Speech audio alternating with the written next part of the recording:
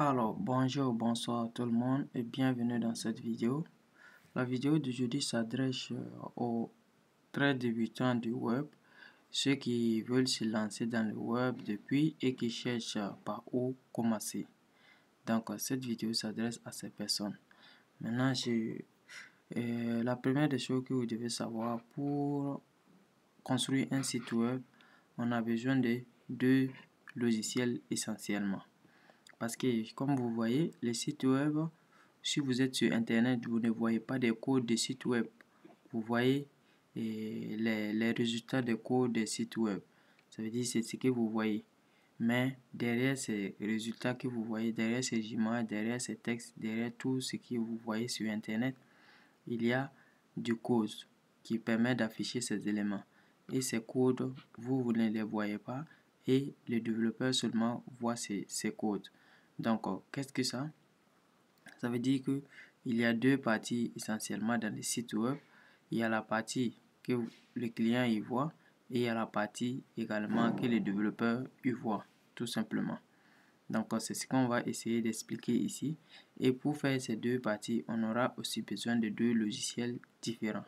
Le premier logiciel qu'on va appeler un navigateur. Un navigateur quoi? C'est comme Chrome par exemple ici, comme Microsoft Edge ici, qu'on peut utiliser également. Donc pour ceux qui n'ont pas Chrome installé, je conseille Chrome. Pour ceux qui n'ont pas Chrome installé, vous pouvez tout simplement aller sur Microsoft Edge parce que ça c'est par défaut installé, ou vous venez tout simplement ici, vous tapez tout simplement Chrome et si vous partez dans le côté web, vous allez voir le résultat de Chrome qui va s'afficher ici et vous téléchargez tout simplement Chrome pour ordinateur. Donc si ça c'est bien fait, donc vous aurez Chrome installé ici. Vous suivez tout simplement les instructions, vous aurez Chrome installé ici, tout simplement. Après ça, vous allez également faire la même chose. Maintenant, vous pouvez, comme vous aurez Chrome installé, vous pouvez maintenant ouvrir Chrome. Vous vous connectez avec un compte si vous le voulez. Et vous allez tout simplement chercher l'éditeur qu'on va utiliser ici. Il y a plusieurs éditeurs, mais dans cette vidéo, on va utiliser tout simplement VS Code. Donc, vous tapez VS Code, vous allez voir et vous tout simplement suivez les instructions encore. Donc moi j'ai déjà tout cela installé, donc je vais plus refaire cela avec vous. Donc c'est ici qu'on va faire tout simplement, vous voyez, download, vous suivez les instructions. Et donc moi je coupe tout simplement parce que j'ai déjà cela installé ici. Donc ce qu'on va faire tout simplement, on va essayer de créer notre premier Hello World. Comment on fait pour créer cela? Vous venez sur le bureau, vous créez un nouveau dossier. Ok. Vous allez mettre projet, premier projet par exemple, premier projet. Comme ça. Et vous entrez dans le dossier. Vous allez faire ok. Parce que si vous avez GetBash installé, vous faites tout simplement clic droit et vous ouvrez GetBash here et vous tapez code. Point. Mais comme vous êtes débutant, je sais que vous n'aurez pas GetBash installé pour le moment, mais vous pouvez tout simplement faire comme ça, ouvrir avec Visual Studio Code. Donc, j'ouvre parce que j'ai un Visual Studio Code qui n'est pas bien. C'est ça. Donc, c'est pas grave. Je vais créer le fichier à l'intérieur d'abord.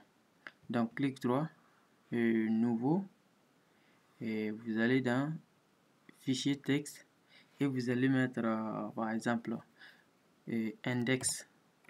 J'appelle mon fichier index et je mets .html. Tout simplement comme ça. Ok, j'ai dit oui.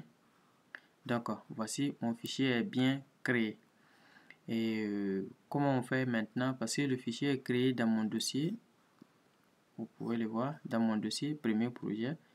Et voici mon fichier qui est créé. Parce que l'extension d'un fichier HTML, puisque on est au tout début, donc on va créer un fichier HTML simple. On ne va pas mettre du CSS, ni du JavaScript, ni du Bootstrap. tout simplement un fichier HTML. Voici notre premier fichier HTML. Comment on fait ça pour ouvrir dans les navigateurs et comment on fait pour ouvrir dans Visual Studio Code. Parce que c'est ça notre site en fait. Donc, pour ouvrir dans le navigateur et dans Visual Studio Code, comment on fait? Clic droit, vous descendez, ouvrir avec et on vient dans ouvrir avec Visual Studio Code.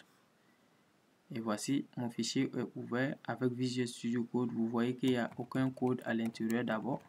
Donc, on va mettre le code à l'intérieur après.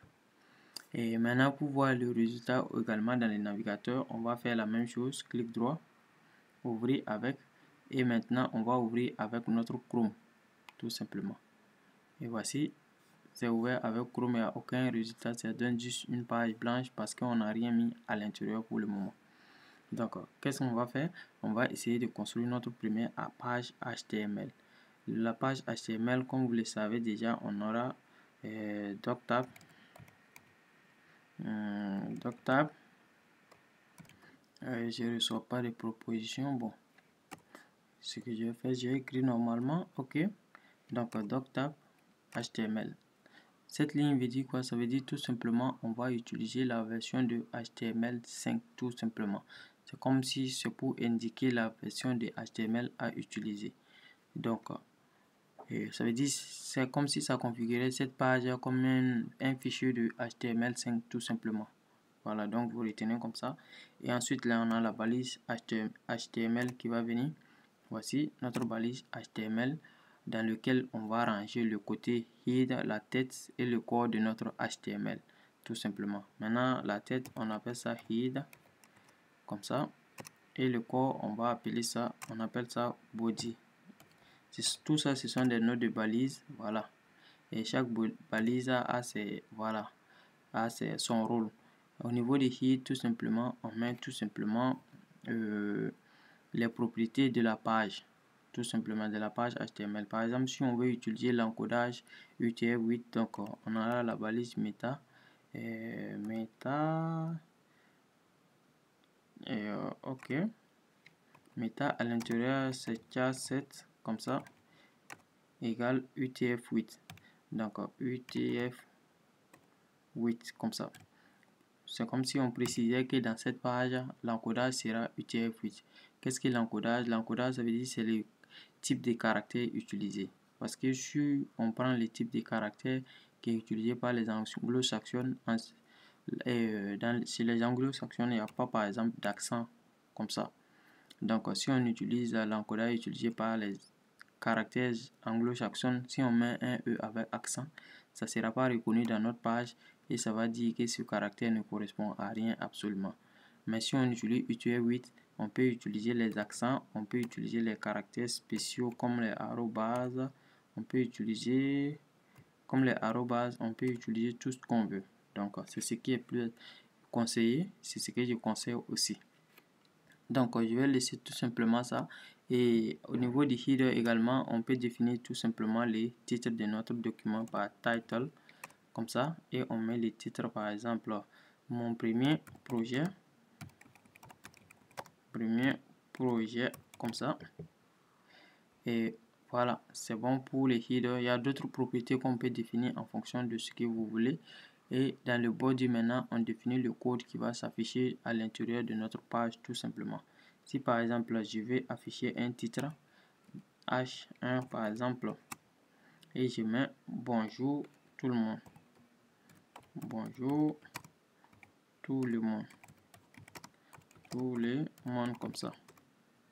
Donc, c'est cette partie qui va s'afficher sur ma page et la partie d'en haut va s'afficher au niveau du titre, tout simplement.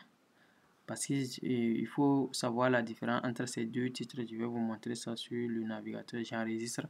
Donc, si je viens maintenant sur là où on regarde les résultats du code, on réactualise ici et on voit mon titre qui s'affiche ici. Bonjour tout le monde. Maintenant, l'autre titre qui est en haut ici, qui est mon premier projet. Vous voyez où ça s'affiche, c'est ici, dans l'anglais ici, que ça s'affiche. Donc, ces deux titres n'ont pas le même sens.